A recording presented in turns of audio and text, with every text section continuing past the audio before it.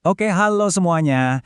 Hari ini kita bakal bahas sesuatu yang keren banget, sebuah karya dari Fritjof Capra yang judulnya The Tao of Physics. Nah, buku ini tuh mencoba menghubungkan dua dunia yang kelihatannya beda banget, fisika partikel modern dengan kearifan kuno dari timur.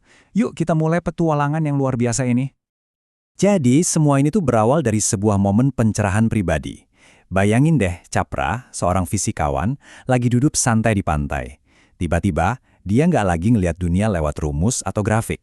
Dia merasakannya secara langsung. Sebuah tarian energi kosmik yang dahsyat dan hidup. Nah, visi inilah yang jadi pemicu dari semua ide gila di dalam bukunya. Nah, ini dia pertanyaan utamanya. Apa jangan-jangan bahasa matematika yang rumit dari fisika kuantum dan bahasa metafora dari para mistikus timur itu sebenarnya lagi ngomongin hal yang persis sama? Apakah mereka cuma pakai bahasa yang beda untuk nunjuk ke satu kebenaran yang sama? Yuk kita cari tahu bareng-bareng. Kita mulai dari pencerahan Capra itu sendiri. Visinya tentang tarian Siwa itu bukan cuma ilham sesaat ya. Ini adalah wawasan mendasar yang jadi fondasi dari seluruh argumennya. Oke, mari kita selami lebih dalam.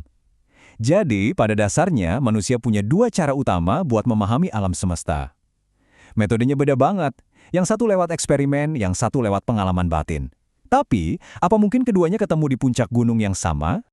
Nah, ini yang menarik banget. Di sini kita bisa lihat bedanya dengan jelas. Di satu sisi, ada sains barat yang sifatnya rasional dan analitis. Semuanya diukur, dihitung, dan dijelaskan pakai bahasa matematika untuk mencari hukum-hukum objektif. Di sisi lain, ada mistisisme timur yang pendekatannya intuitif dan berdasarkan pengalaman langsung.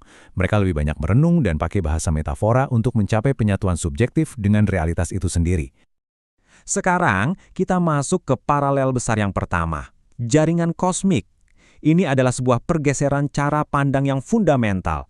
Dari melihat dunia ini sebagai kumpulan benda-benda yang terpisah, menjadi sebuah pemahaman kalau semuanya adalah satu kesatuan yang utuh. Selama ratusan tahun, cara pikir orang barat itu sangat dipengaruhi sama idenya Descartes ini. Dunia seolah-olah dibagi dua. Pikiran kita di sini dan materi atau benda-benda di luar sana. Kita ini subjek yang terpisah, yang mengamati objek-objek. Nah, pandangan inilah yang menciptakan ilusi bahwa kita semua ini terpisah satu sama lain. Terus, muncullah teori kuantum. Dan ini, benar-benar menghancurkan pandangan lama itu. Eksperimen fisika modern nunjukin kalau di level subatomik, partikel itu nggak ada sebagai sesuatu yang berdiri sendiri. Keberadaan dan sifat mereka itu sangat terikat dengan semua yang ada di sekitarnya. Jadi, poin krusialnya apa? Intinya adalah fisika modern itu sendiri, lewat eksperimen dan perhitungan yang paling ketat, sampai pada kesimpulan yang mengejutkan. Realitas ini pada dasarnya adalah satu kesatuan yang utuh. Dunia ini bukan kumpulan benda, tapi sebuah jaringan hubungan. Dan yang bikin merinding, ternyata ide ini udah ada ribuan tahun lalu di timur. Mereka udah lama banget pakai metafora yang sama persis untuk menggambarkan alam semesta. Entah itu konsep Maya di Hinduisme, jaring dewa Indra di Buddhisme, atau bahkan kata tantra yang artinya menenun. Idenya sama, semuanya terhubung dalam satu jaringan kosmik raksasa.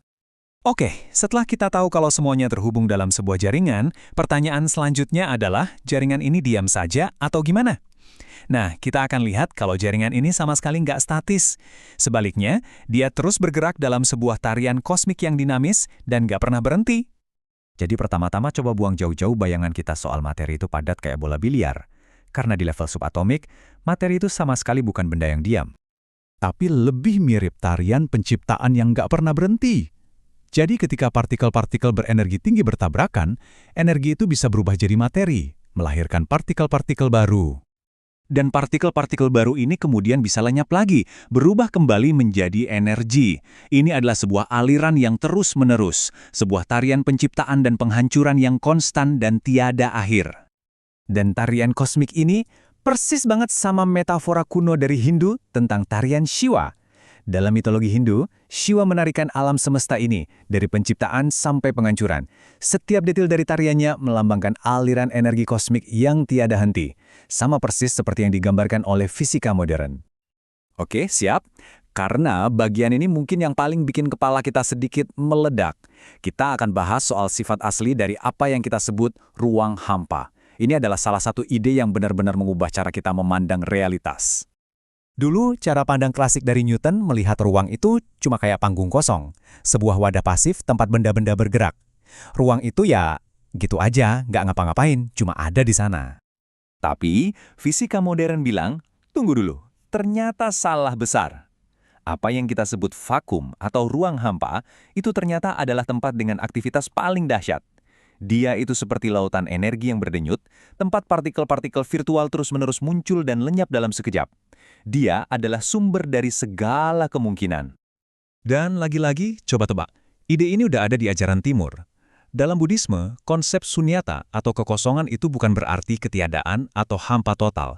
Justru sebaliknya, kekosongan adalah sumber dari segala bentuk, rahim tempat semua fenomena muncul. Sama persis seperti vakum kuantum, dia adalah kehampaan yang sangat kreatif. Jadi, kalau alam semesta ini adalah tarian yang saling terhubung, yang muncul dari kehampaan yang kreatif, terus kita ini siapa di tengah-tengah semua itu?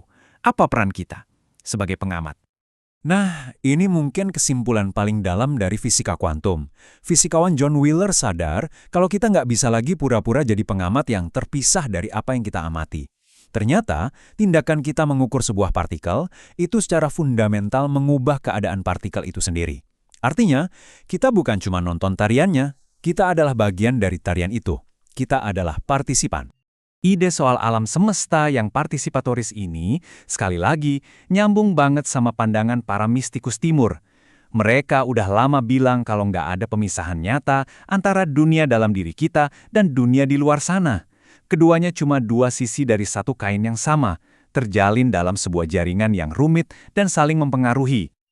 Dan kita tutup bahasan ini dengan satu pertanyaan untuk kita renungkan bareng-bareng.